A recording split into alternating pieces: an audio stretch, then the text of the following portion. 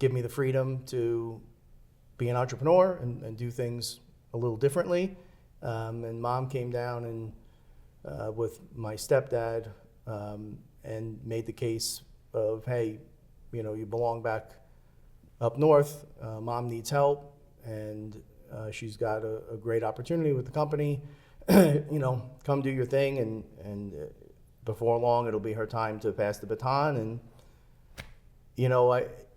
every logical data point in my life in that moment said no. Like I'm living in Florida, the beach and the life and everything else was happening, and I was getting things going. I really couldn't tell you why I did it, but inside of a week I was back up north. I was gone. But wasn't there a bit of a promise made by your mom? Yep. What was that promise? Come take over the reins, and she certainly wasn't ready to retire at that point, but it's what you would think the progression would be. Sure. As time moves on, you'll take over more of the operations and the company, and do with it what you want to do with it. So that was certainly alluring, but again, the data points said no. I don't know if it was an honor thy mother thing or what it was, but there was something pulling me that said, this is nice, but it's not you. It's not what you really want. There was a point where you came up and you changed things and you automated things, and the team started to really embrace James, this kid. Yep. But a kid with vision who didn't even know he had vision yet. Yeah. And they lifted you up. Yeah, it was a process. I mean, I had great real estate background. Didn't understand I did, but I did. Mom's old school. It was book, cards, go. Yeah. She wasn't a teacher. Just didn't have that skill set or desire. So I learned by trial and error. And when you learn by trial and error, you learn quick. And that's what we did. So, I mean, it was over many, many years where I started to understand and cultivate skill sets and identify where things could be improved in a deal and in the company.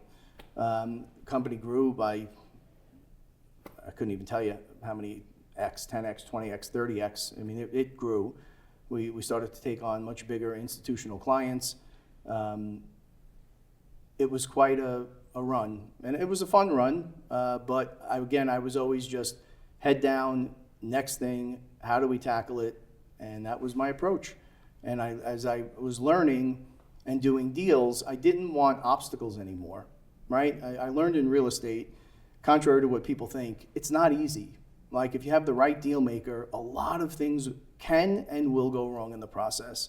So in those first formative years, we had issues with building department, for example. Sure. In New York, that's a challenge to navigate. I got licensed as an expediter. Not to expedite, but I wanted to know when we had those issues, what the right answers were and how to fix things. I became a loan officer, not to write mortgages, because again, finance, I wanted to understand the qualifying ratios, how things were underwritten, and how the process worked. I became licensed as a home improvement contractor. Again, a lot of the homes need work, you get bids, you get estimates, deals die there. I wanted to know any place a deal could die, how can I preserve the deal for my client? So I just started to study all of these different things, and it made me really, really well-rounded. Even back then, you'd be challenged to stump me in a deal, like not find a path forward. Sometimes I zigzag back and forth, and it took some coaching to learn, hey, if there's a pretty straight line you can take here, right? But head down, running through walls, you were not going to break deals up. It's a personal thing. On the residential side, which is where I started and where I think everyone should start if they want to pursue this, even if they want to get into commercial eventually, it's a very personal, emotional, stressful thing. And it was agony, being an empath, seeing these obstacles come up and people are packing, like people have said their goodbyes to a house where kids were raised and weddings occurred and all these things have happened. And, often you'd get the answer, I'm the realtor, which I understand, right? But I wasn't going to be that realtor. I'm a problem solver. That's what we are at our core. Sure. We're problem solvers. And if you can solve problems and you can tell a great story about any asset, you win.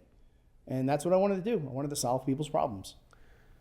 All of these key learnings and understanding that you're a problem solver and working 12, 15, 20 hours a day, whatever it is, that was the calm before the storm. Mm-hmm. That amount of work had to have just been physically and mentally challenging.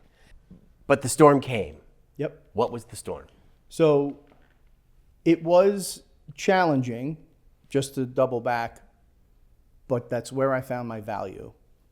So it became the only thing, which is dangerous. Yeah.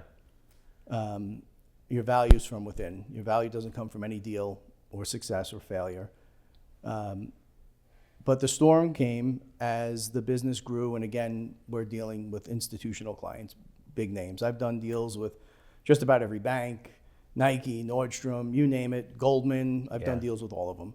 And when you're building a team and you're building a company, that's a responsibility, right? And it started to weigh on me that mom was still in control of the company, and God forbid something happened, there was no business continuity plans. Yeah. And I'm just learning about business continuity at this point. I'm just starting to understand, again, through instinct, because I was so shut off from coaching. I was so shut off from mentorship. It was just doing deals and growing in a really small silo, right?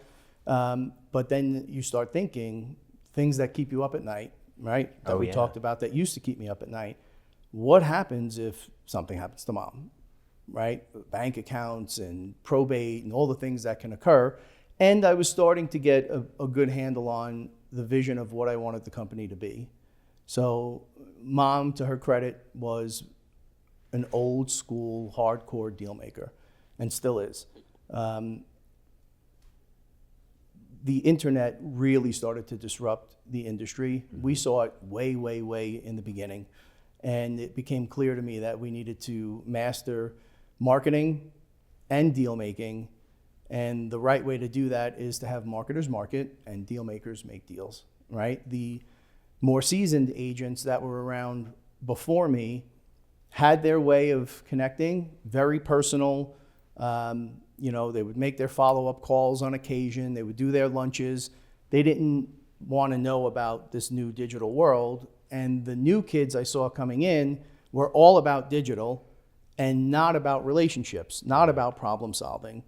And I went, there's an opportunity here. I grew up with none of that technology. When I started, there was none of that technology. We used to get the book, right? And you had to thumb through hundreds of pages to find the listings.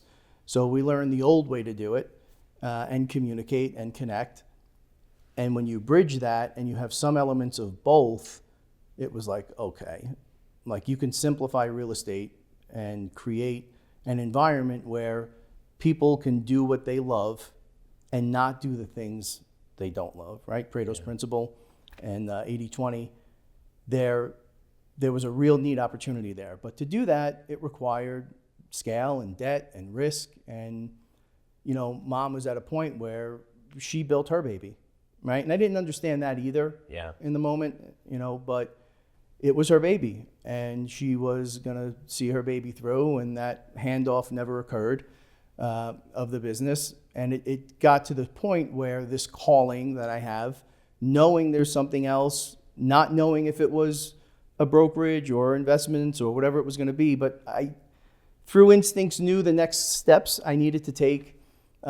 Just came to a boiling point, of, hey, if you're not ready to do this, I'm gone. And she said, see ya. And that was it. So you got to a point, Mom, you promised this would happen, and it didn't. And so now you have to cross this barrier, and maybe from your mom's eyes, I don't know, it was a challenge of almost disrespect. Sure. which had to have been brutal, Yeah. right? So here you are, and you go, okay, I'm kind of getting a vision here about what I want to do. And so mom said, see ya, get out of here. And you left, but something really interesting happened right after. I mean, with you going out the door, what happened to the rest of the company? Yeah, so most of the team, the overwhelming majority of the team came with me.